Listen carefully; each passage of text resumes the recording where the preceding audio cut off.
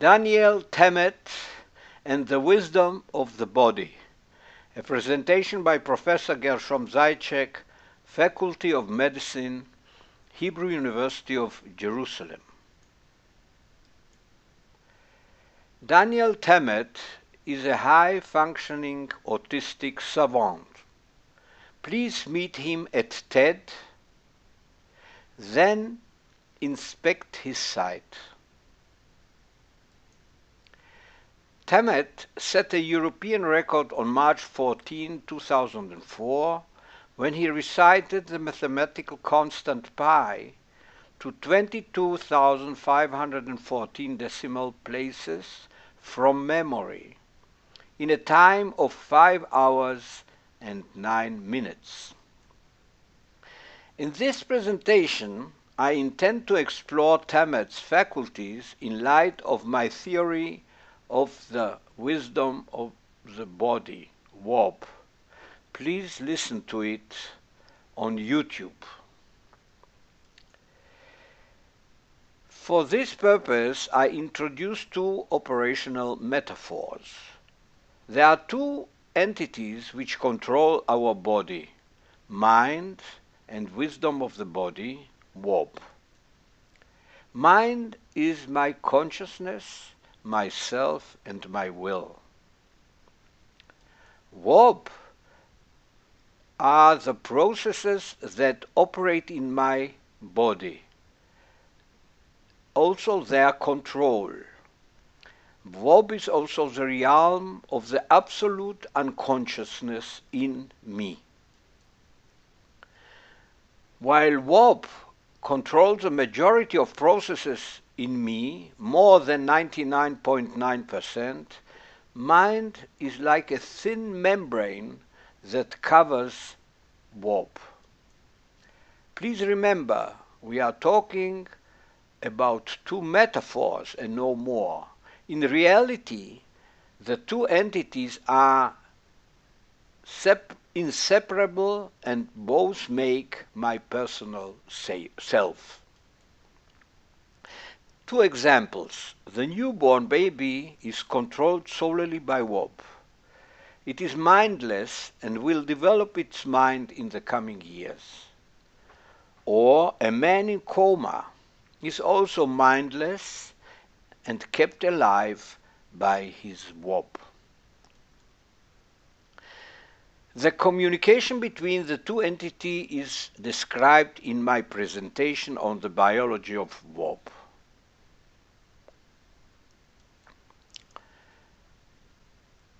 You watch Daniel and listen to his talk. He has the same mind and WOB like you. He is a writer who masters his language. He experienced some autistic difficulties. You wonder, why can't I remember 24,514 decimals of the pi constant? We have the same mind and the same WOB. The answer is that Daniel, or his mind, stores all these numbers in his WOB and is capable to retrieve them at will. Definition.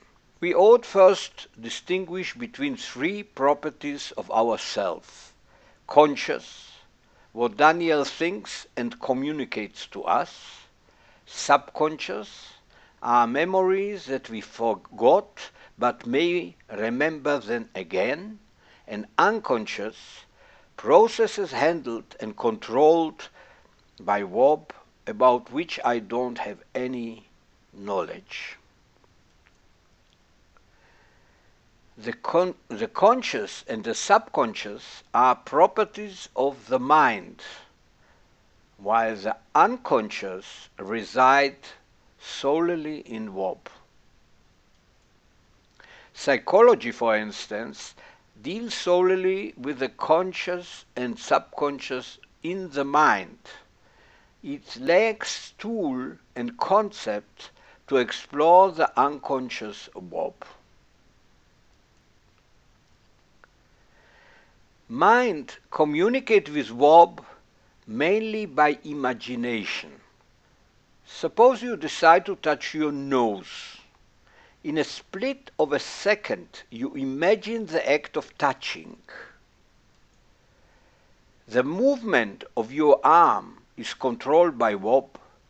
You or your mind are not aware how the muscles operate.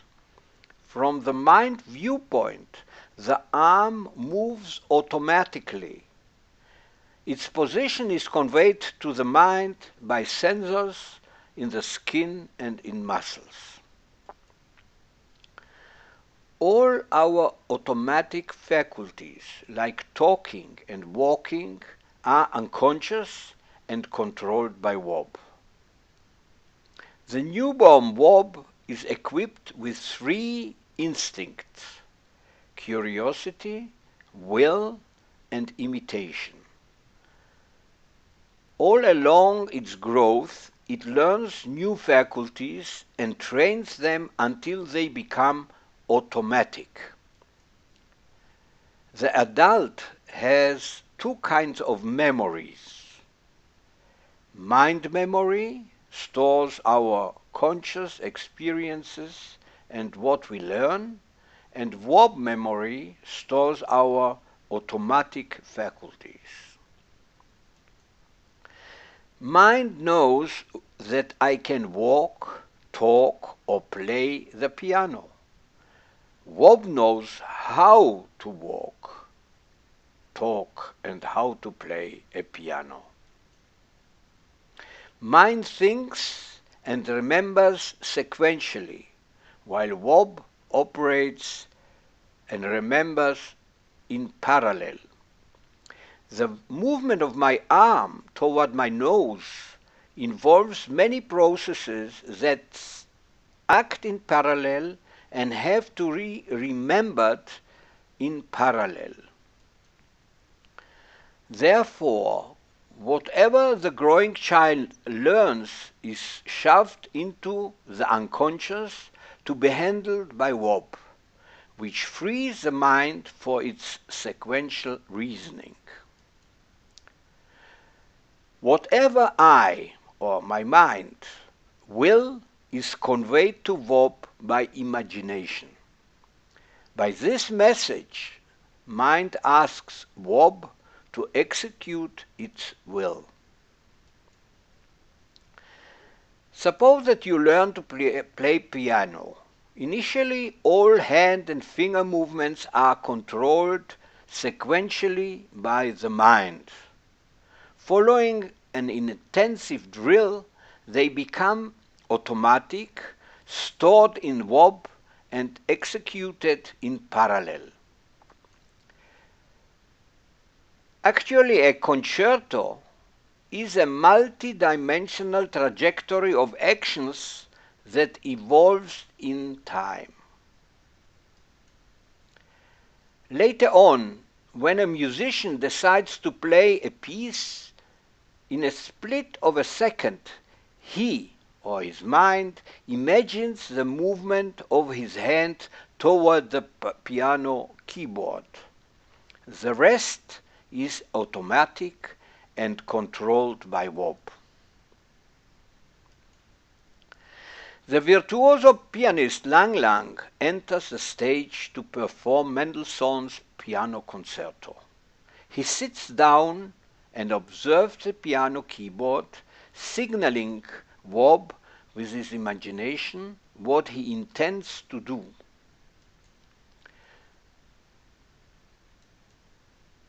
Verb takes over and the concerto begins.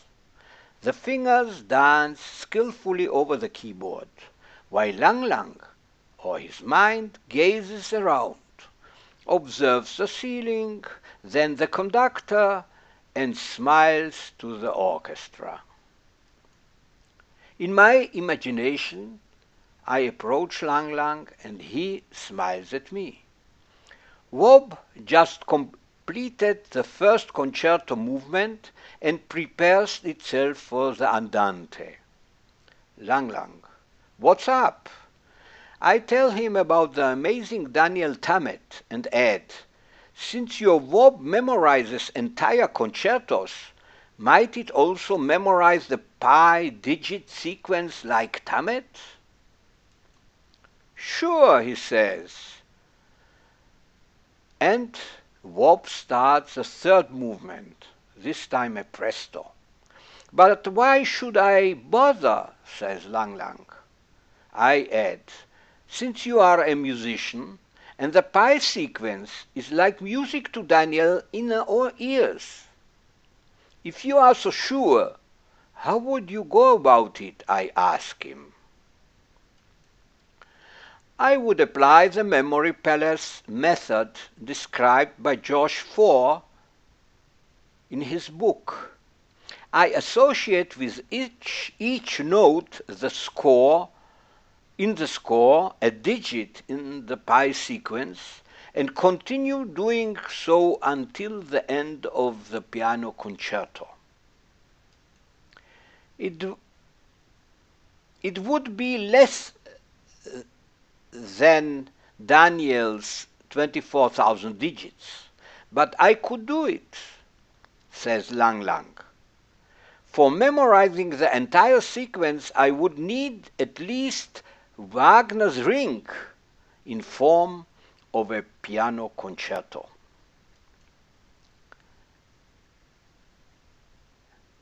Lang Lang says, to memorize pi would be easier for me than memorizing Mendelssohn, since Wob already remembers the concerto.